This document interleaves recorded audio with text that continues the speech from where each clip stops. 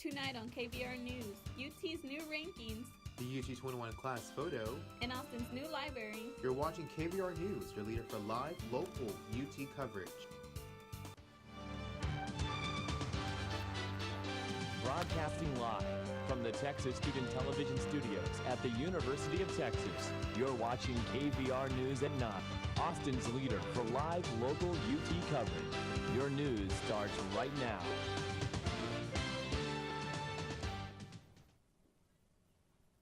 Good evening and welcome back to KVR News. For Monday, October 30th, I'm Daniela Villegas.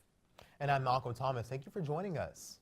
Former campaign manager for President Trump, Paul Manafort, was indicted today on charges of tax evasion. Authorities claim that Manafort funneled millions of dollars through overseas shell corporations.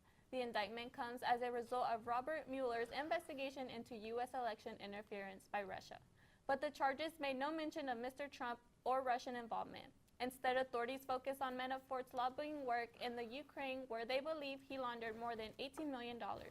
However, Manafort is not the only Trump advisor to be charged. Foreign policy advisor George Papadopoulos was also charged today for lying to the FBI about connections with a Russian professor who had ties to the Kremlin. We will be sure to keep you updated as the investigation continues to develop. UT ranked number 32 in the world by the U.S. News and the World Report for Best Global Universities. The rankings are based on 12 factors including academic research performance and global and regional reputations. UT also ranked number 9 among public universities and remains number 1 in Texas. 11 different subjects that UT ranked in the top 50 as well, with computer science up placing second and mathematics placing 13th. The overall rankings include 1,000 universities in 60 different countries. Well, the first week of early voting is upon us and turnout is significantly low for Travis County. Data from the Travis County Clerk Office shows that only 2.14% of registered voters participated in the election process. Early voting included the presidential election, congressional races, and local races, and will continue through Friday, November 3rd. UT's class of 2020 finally had its chance at a class photo. The class photo was rescheduled multiple times after events like Hurricane Harvey and Yom Kippur. On Thursday, UT freshmen gathered in the stadium to take their official photo. They created the classic Longhorn, which has been used by previous classes like the class of 2020. UT students now have another place to retreat to for research and studying. The Austin Central Library opened its door this past Saturday, bringing with it many new resources for all students around Austin. It offers several amenities such as computer and iPad checkout desks, 3D printers, and a scenic overlook of Lady Bird Lake. Mayor Pro Tem Kathy Tovo described it as a library of the future. The library stresses modern advancements by assuring that the latest in technology is available to the citizens of Austin and has a platinum LEED rating for energy efficiency. Think of it as a PCO away from home Longhorns. Hours after its grand opening, officials from the Austin Police Department are trying to find who sprayed two sides of the city's brand new Central Library. Security found foul language sprayed multiple times across 7 windows on the north and east side of the complex. The library staff cleaned most of the graffiti before the library's opening at noon. APD is checking footage from security cameras to find possible suspects. After receiving news that the Speedway Mall project was to be redone, UT students have begun illegally pulling up bricks from the road. What initially began as a joke among students and UT's Facebook meme pages has quickly swept into an epidemic. Unfortunately, in the heat of this stealing, fewer students have taken newly laid bricks along with the old ones, which would have been discarded. University officials reported Thursday that 175 new bricks have been stolen from Speedway. The frenzy has created additional difficulty for construction crews repairing this damaged spots along Speedway, while also creating a safety hazard for cyclists and pedestrians who may trip on areas where bricks have been stolen. UTPD has not yet issued any tickets or made any arrests to students for stealing bricks. However, UT's Public Safety Communications Coordinator, Jules Chen, reports that since the thieves are increasing, that may change. A month before the 2016 election, UT philosophy professor Daniel Bonavac wrote a Washington Post article on what it's like to be a college professor who supports Donald Trump. While many pro-Trump professors fear speaking out due to possible backlash, Bonavac openly voiced his opinions and encouraged students and peers to ask him any questions. Now he is speaking out about his hope that people will engage in intellectual debates. He says that the political discourse on campuses is improving and believes that if everyone listens, they will start to realize that, quote, people have reasons to hold the views that they do, end quote.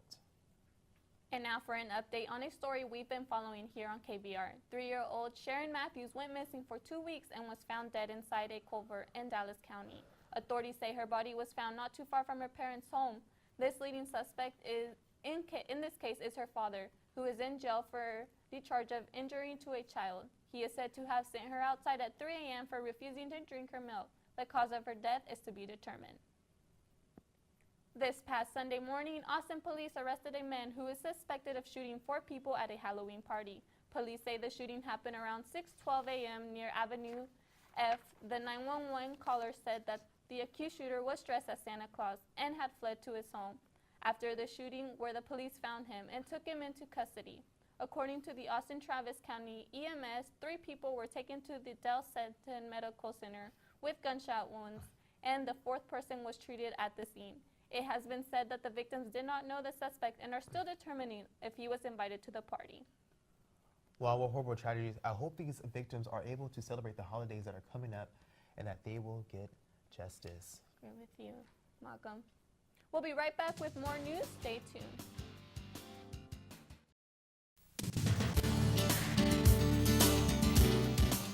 Have a news tip or story idea? Call the KVR News Tip Line, 475-8181.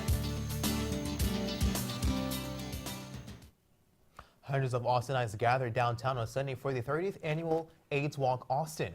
According to the AIDS Walk ATX website, participants gathered to celebrate and remember those affected by HIV and AIDS.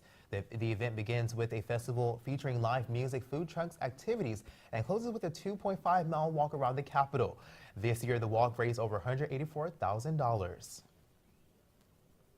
Last Friday, the Catalonia Regional Parliament in Spain voted to declare independence. Central authorities in Madrid responded by firing the Catalonia regional government and calling for new elections in the region. On December 21st, Catalonia has been recognized as a distinct political entity since the 12th century and regained home rule in 1975. The region is crucial to Spain's economic recovery, so Spain does not want to let them go willingly. Hundreds of thousands of Catalans turned out in Barcelona on Sunday waving Spanish, European Union, and Catalan flags to demonstrate their unity with Spain. On Thursday, President Trump officially declared the opioid crisis a public health emergency. Trump did not allocate any funds for the Department of Health and Human Services to take action. According to the New York Times, Trump promised to push for better training in opioid prescribing, more research in non-addictive painkillers, and heavy regulation on fentanyl. Last year, opioid overdoses claimed over 59,000 lives. In Massachusetts, a police walk turned into a near-death encounter. Zoe, a 3-month-old Labrador, was out with her owner for a walk when she suddenly collapsed after chewing on what appeared to be an empty cigarette box. Zoe's owner rushed her to a veterinary hospital where it was determined she had ingested fentanyl, a synthetic opioid. Veterinarians were able to revive Zoe with a naloxone, a drug that reverses opioid overdoses. After 12 hours of monitoring and care, the puppy was released back home. Zoe's owner hopes her story will bring awareness to the opioid crisis. The Austin Animal Center is putting on a special until the end of the month. To take advantage of the Stranger Things release craze, Sheltered Things, as they're calling it, is AAC's adoptions event. The shelter is encouraging families to find a forever friend and give them a permanent home. People can adopt any animal at the Austin Animal Center for just $11, a prize inspired by Netflix hit show. An even better bonus is if you come to the center dressed as your favorite character from the show, then you will receive a starter package from your new family member. The adoption event will go on until tomorrow, and potential adopters are encouraged to go to the Austin Animal Center between 11 a.m. and 6 p.m. to check out those furry friends. Police have identified the mother of a newborn baby found in a North Austin dumpster. The Austin Police Department responded to a 911 call at Mira Vista Apartments on October 25th after a neighbor found the baby in the trash. The neighbor said the umbilical cord was still attached and that they thought the child was already dead. Police are declining to release the name of the mother during the investigation. A West Virginia inmate who broke out of jail by disguising himself as a civilian was captured yesterday morning while trying to cross the Mexican border. Todd Wynn Boyce, charged for carjacking and harming the police, was on the run for 4 days. but no jail staff realized his absence until the first 36 hours. In that time, procedural headcounts failed to alert jail officials about his escape. It remains unclear what went wrong, but officials are continuing to address his escape in an ongoing investigation. Usually known for their delicious Pop-Tarts, Eggos waffles, and other various breakfast items, Kellogg's received backlash after Marvel Comics writer Saladin Ahmad called out the company on Twitter for putting racially sensitive artworks on the back of a Corn Pop cereal box. According to Ahmed, the only brown Corn Pop in the cartoon was a janitor. Kellogg's responded back to the tweet saying, "Kellogg's is committed to diversity and inclusion. We did not intend to offend. We apologize. The artwork is updated and will be in stores soon," end quote. I have exciting news for our viewers who love games. Nintendo is coming out with a smartphone version of Animal Crossing. In the game, the player moves into a village surrounded by anthropomorphic animal neighbors. The game is open-ended, so players are able to choose what they do in the game. Players have the option to plant, fish, interact with the neighbors, and explore the village. Animal Crossing has sold over 30 million units worldwide, so this new edition is expected to be perfect for the Nintendo Empire. It is expected to come out late November. Disney Channel has made waves since their show Andy Mack now features the network's first gay main character. Its second season, which premiered last Friday, focuses on a story about young teenagers finding themselves. Specifically, the 13-year-old character Cyrus will discover his sexuality and the realization that he has feelings towards another male character, while also having a new girlfriend. In order to create appropriate messages about the inclusion and respect for humanity, the series creator consulted with child development experts during the writing process. We went around campus to ask fellow students what they think about this. Grandmother Alice Marie Johnson is currently serving life in federal prison after she was arrested in 1993 for drug and money laundering charges. At the time of her arrest, Johnson was a single mother struggling to provide for her 5 children after losing her 10-year job. To make ends meet, Johnson became involved with a group who participated in drug deals. She acted as a middle person for the distribution of cocaine in Memphis, Tennessee. During her trial, Johnson admitted her role in the dealing with and claimed she personally did not make drug deals or sold drugs. Johnson, who is now 62, is one of more than 110 cases of prisoners serving a life sentence for a first-time, nonviolent offense. Her daughter created a petition on change.org to persuade President Trump to grant Johnson's clemency. Last week, the White House released the first batches of the so-called JFK files. According to the files, a human intelligence officer said that he knew Lee Harvey Oswald and said he was a good shot. Another document revealed that a man with a calm voice called into the FBI threatening to kill Oswald the day before Oswald was assassinated. However, Jack Ruby claims that he wasn't the one to call in and threatened to kill Oswald. A number of the files reveal that even international superpowers such as China and Russia have their own conspiracies and rumors as to who was responsible, mostly blaming the ultra-right and then trying to start a co-op. Many players for the Houston Texans knelt down during the national anthem on Sunday's game against the Seattle Seahawks, protesting the remarks made by their team owner Bob McNair. McNair commented on what he thought about players kneeling during the national anthem during a meeting with other NFL owners by saying, quote, "You can't have the inmates running the prison."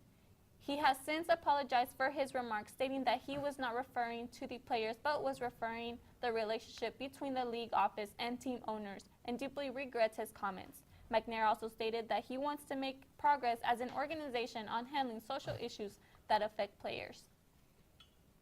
So Malcolm, what do you expect for the weather this week? I don't know about the weather this week, but I know tomorrow's going to be pretty spooky. Yes. All right, well, let's see what Denise has for us in the weather. Denise?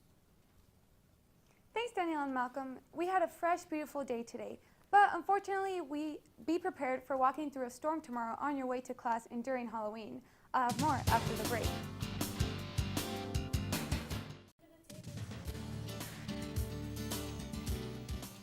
Have a news tip or story idea? Call the KVR News Tip Line, 475-8181.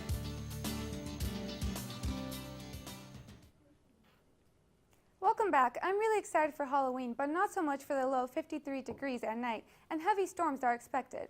On Wednesday, you can toss your umbrella back into the closet and enjoy the high of 81 and low of 64.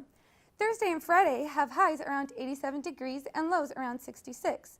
Saturday is a great day to head to Zilger and enjoy the high of 84 and low of 65. Sunday will be partly sunny with a high near 84 and a low of 65. So don't let the gloomy weather tomorrow fool you. We're still going to have a sun-filled week. Live in the Weather Center, this is Denise Emerson, KVR News. Thanks, Denise. We'll be right back with sports.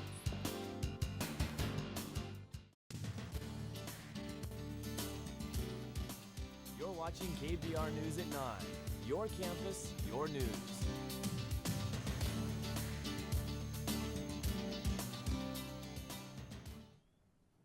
Welcome back to KVR News. It's time to talk Longhorn sports. I'm College Press Box Christine Taylor. The Longhorns headed up the road to Waco this past weekend for a clash against the winless Baylor Bears. Let's go to McLean Stadium and see how it played out.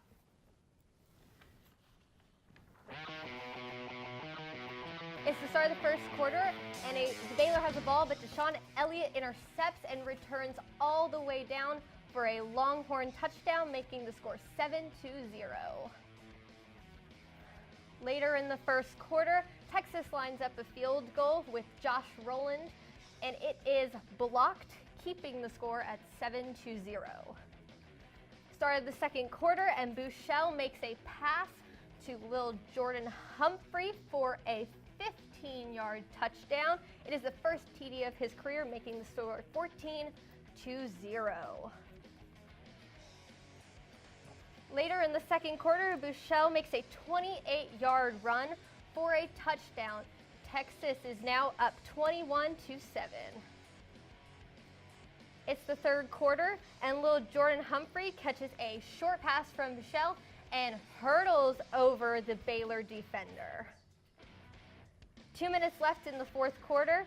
Rookie running back Daniel Young makes a touchdown to cap off a 38-7 win for the Texas Longhorns.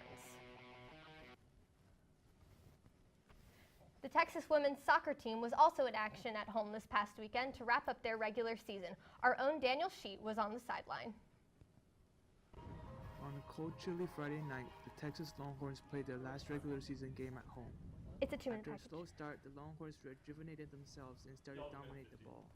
However, that did not allow them to break the tie as Oklahoma State was patiently looking for opportunities for a counterattack. The game headed into overtime as both teams failed to penetrate the other's defense. It was an unlucky goal that added one more tally to the losing column for the Texas season. They just, and I think they kind of got lucky with it, with the placement.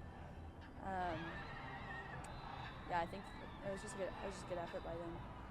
I don't know if it's what Oklahoma was doing. I think it was what we were all giving space so they could go, and I think so. Like Chelsea, she would penetrate and she would just see space and she'd keep going, and she just wanted a goal, so she would shoot it. But I think Oklahoma State obviously has great defense, but I also think the way we were moving off the ball is what made that space and gave her the chance to shoot from that far.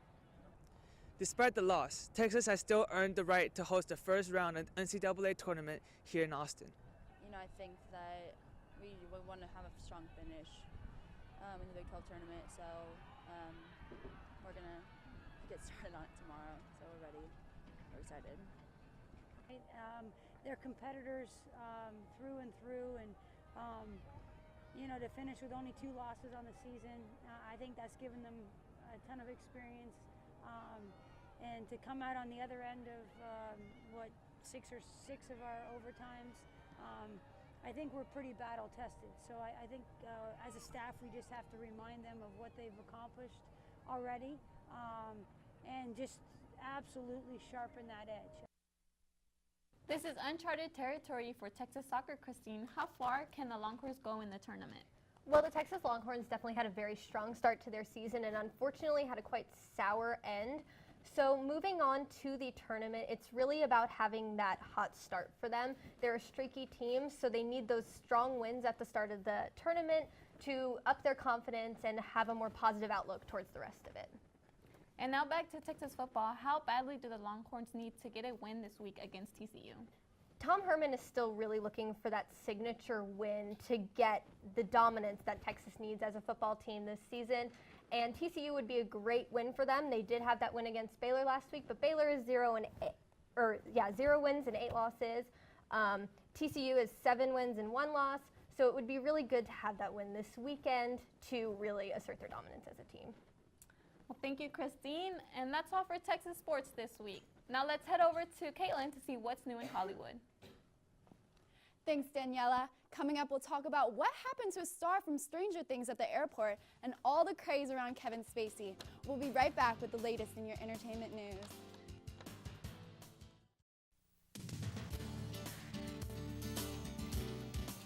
You're watching KVR News at 9. Your campus, your news.